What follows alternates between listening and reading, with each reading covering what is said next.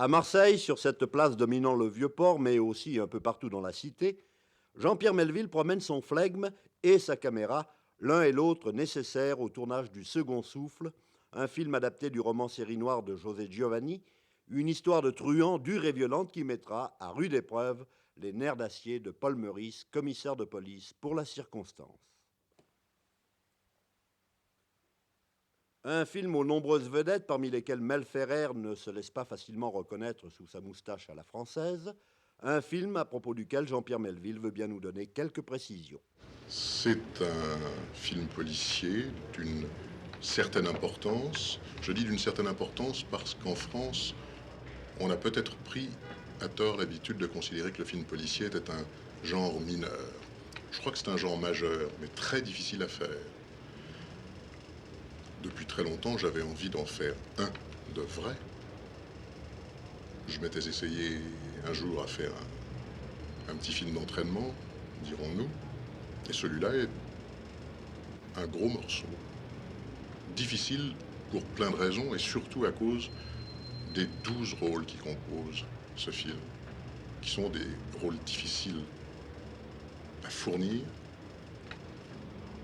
Et les premiers rôles, encore plus, bien entendu, parmi les 12, que les 8 autres. Parmi tous ces personnages, il en est un, Joseph Minda, qui tient une place essentielle puisqu'en fait c'est de son histoire qu'il s'agit. Heureusement, les solides épaules de Lino Ventura supportent le poids du rôle. Oui, effectivement, comme Jean-Pierre Melville vous l'a dit, je crois que c'est un film d'une certaine importance, effectivement. C'est un film très difficile à faire, enfin, tout au moins pour nous, acteurs, comme pour lui, metteur en scène.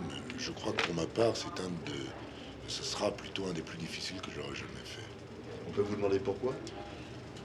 Tout d'abord parce que c'est un personnage un peu en dehors de la norme, si vous voulez. C'est un peu une composition et moi, je ne suis pas un acteur tellement habitué à des compositions. Ce personnage est un personnage un peu fatigué, fatigué moralement et physiquement aussi. Et puis, enfin, il se passe des choses dans ce film qui ne sont pas uniquement des exploits gratuits de gangsters. Je ne peux pas vous raconter l'histoire, elle est trop complexe. Et puis, enfin, on ne peut pas déflorer comme ça un film, mais beaucoup de choses font qu'il est difficile. Monsieur Paul Meurice, vous interprétez, nous le savons déjà, un rôle de commissaire de police. Et vous avez votre opinion sur ce rôle et sur le personnage.